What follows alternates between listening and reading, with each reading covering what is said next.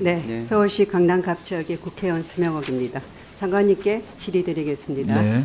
네, 어제 제가 장관님께 이재명 대표의 헬기 특혜 사례의 재발 방지를 위한 제도 개선 방안 마련을 해달라고 질의를 드린 바 있습니다. 기억하시죠? 네. 네. 이 사건이 특혜가 아니라고 주장하는 분들이 있는 것 같은데 상식적으로 지금 부산 시민 또는 부산대 병원에 가면 주치의 판단 없이 서울까지 헬기 태워줄 수 있습니까? 그런 사례가 또 있다고 생각합니까, 장관님?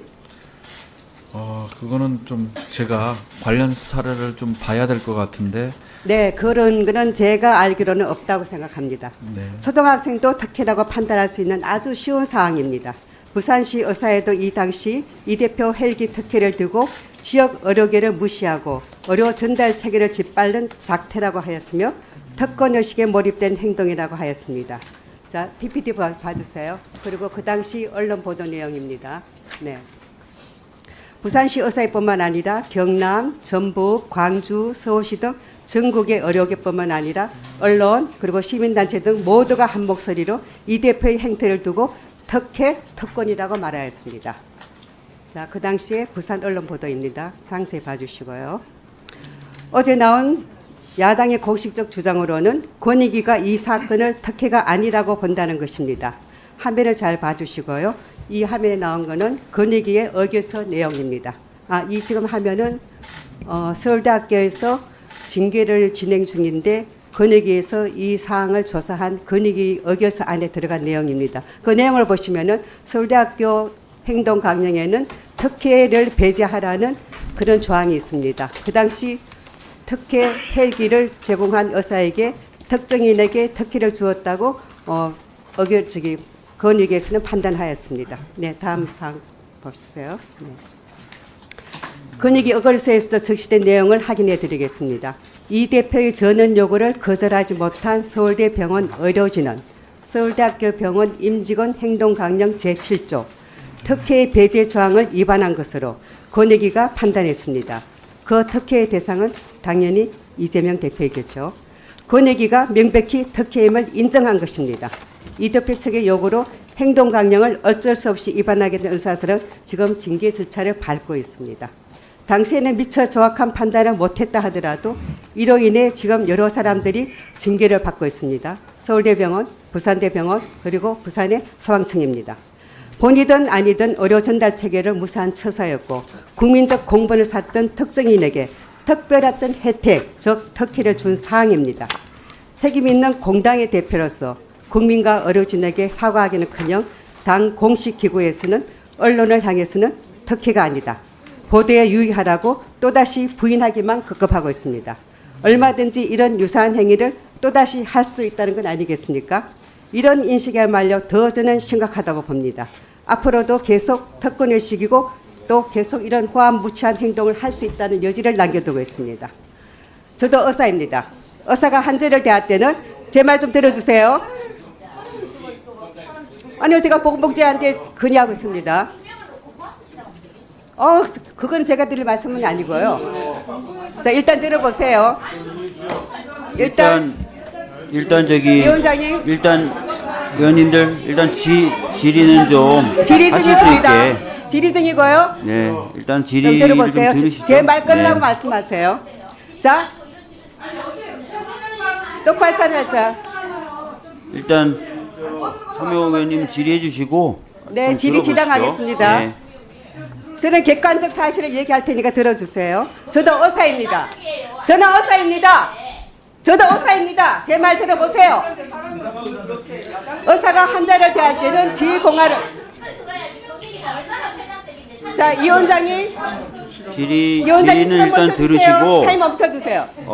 다른 의원님들도 질의를 이용하시든지 의사진행 발언을 이용하시든지 하는 방식으로 문제제기를 해주시는 게 자, 다시 한번 이 맞을 것 원장님 같습니다. 질의 계속하겠습니다. 네네. 의사가 환자를 대할 때는 지휘고하를 막론하고 치료를 가장 필요로 하는 환자부터 우선 치료하는 게 원칙이고 상식입니다. 환자가 영향력 있는 인사라고 해서 의학적 판단을 무시하고 응급이송 수단을 원칙 없이 이용하게 된다면 응급이송을 꼭 필요로 하는 우리 국민들은 언제 치료를 받을 수 있습니까? 장관님, 다시 한번 제가 강조드리겠습니다. 응급 헬기 출동은 의학적으로 반드시 필요한 경우에만 이루어지도록 관련 규정을 보다 명확하게 제정돼서 응급 환자 치료에 집중해야 할 의료진이 다시는 이런 특혜 시비에 휘말릴 일이 없도록 다시 한번 조치해 주시기 강력하게 요구합니다. 장관님 약속해 주실 수 있으시죠? 네, 알겠습니다. 네, 알겠습니다. 네. 국정감사는 위원장님 국회에서 국가 기관들의 행보에 대한 감사하는 거 아닙니까, 위원장님? 맞습니다. 예. 그러면 위원장님께서 국정감사 회의 진행을 그 취지에 맞게 진행을 해주셔야 되는 거 아닙니까? 2024년 10월 대한민국 대통령이 이재명 대통령입니까? 윤석열 대통령 아닙니까? 네. 지금이 이재명 정권입니까? 윤석열 정권 아닙니까? 위원장님, 왜 국정감사 취지에 맞지 않게 회의를 계속해서 그냥 진행을 하십니까? 국정감사 취지에 맞게 회의 진행해 주십시오. 네. 네. 우리 강선우 간사님, 지금 현 정부에 대한 국정감사 맞습니다. 그러나 질의에 있어서는 어떤 사건이 있었고 그 사건이 있었을 때 현 정부가, 현 보건복지부가 관여하는 그 업무가 정당하지 않은 방법이 있다면 그에 대해서도 할 수 있는 게 저는 국정감사라고 봅니다. 그래서 응급의료 헬기 이송 과정에서 문제가 있는 거, 그것을 현 정부가, 현 보건복지부가 기존에는 이런 선례가 별로 없었기 때문에 문제가 안 되고 몰랐던 일이고, 이제는 알게 됐으면 그 부분에 대해서도 매뉴얼을 저는 정비할 필요가 있고 그 부분을 잘 하라는 그런 요청은 얼마든지 국정감사에 저는 대상이고 또 필요한 거라고 봅니다.